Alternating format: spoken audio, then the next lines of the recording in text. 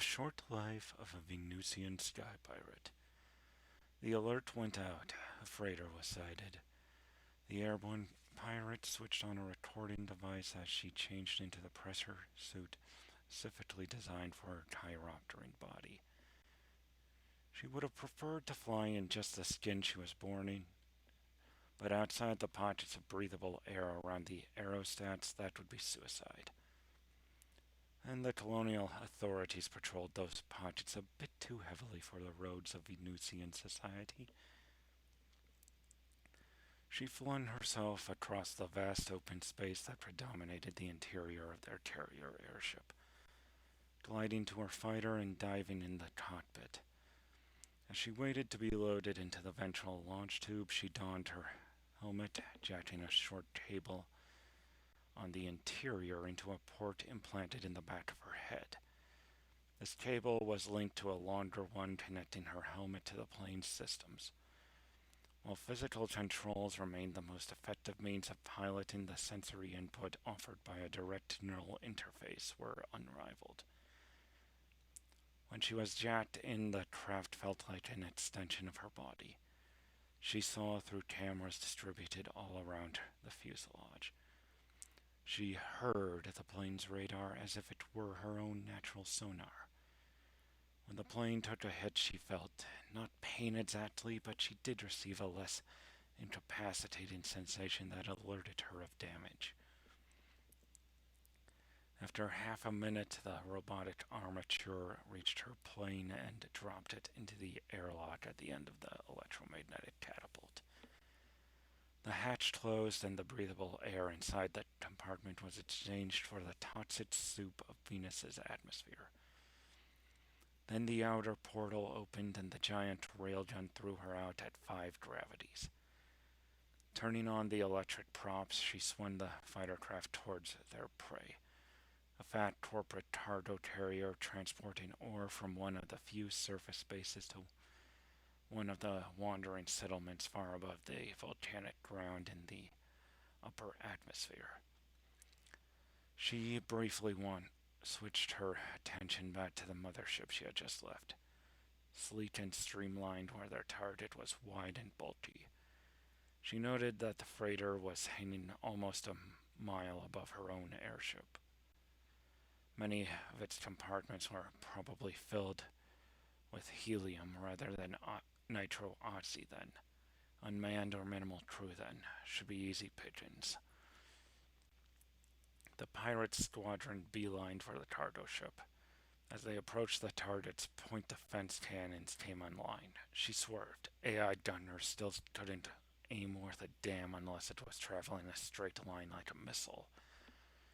She flicked on her guns, spitting a stream of lead at the enemy gun while staying out of its own line of fire.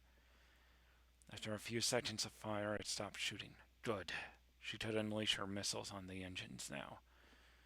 Except something fell out of the airship's lower cargo hatch. Several small objects flared to life as rocket motors activated. Missiles? No.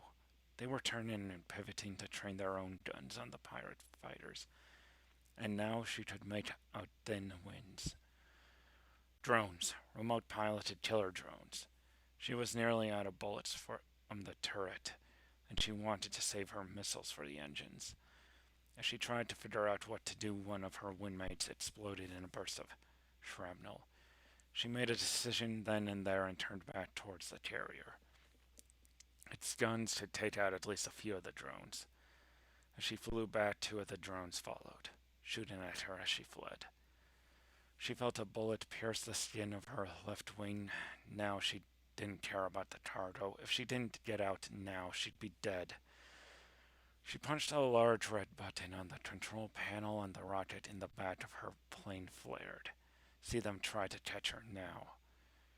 But the drone pilots were prepared for that. Each of the drones launched a small missile that locked onto the heat signature of her rocket. As the rocket burned through its fuel block, she looked back and saw the missiles were gaining on her. In seconds, they would overtake her. Frantically, she grabbed the ejection lever and pulled hard. The canopy burst open and she was rocketed out as the missiles destroyed her fighter. The loss of her electronic senses disoriented her for a few seconds, but she was able to wrench the now useless Jack out and fly away from her chair just in time. Trying to flap in a pressure suit was like trying to swim in a dress, but she didn't have a choice. She headed to where she had seen the mothership last and was just in time to see a horrifying sight.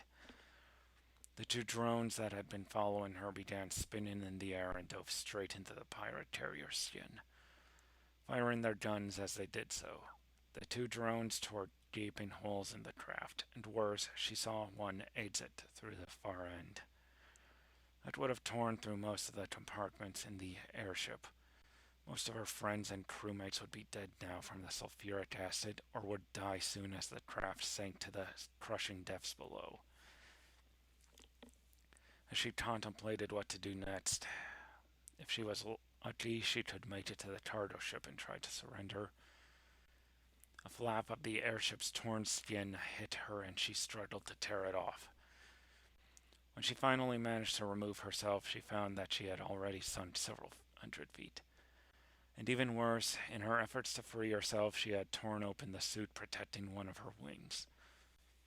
As the acid burned the membranes, she screamed in agony and continued to sink deeper and deeper. She fell silent, just short of hitting the lava, cremating her remains in seconds. Stream interrupted. Two technicians from the corporate ship watched the end of the stream they'd picked up from the pirate's suit camera. One of them shrugged and closed the window. And that's it.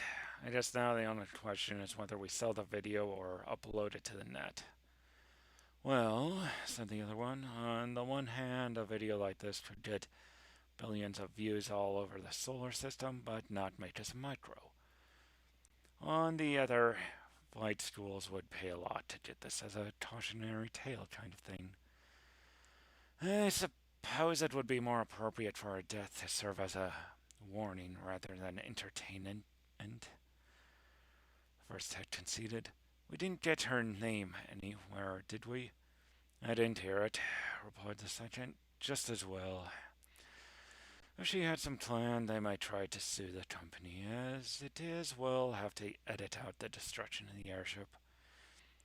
And just what makes you think people won't watch it for fun? Of course they will, the first technician stated, and commanded his implant to discreetly make a full copy of the video, unedited.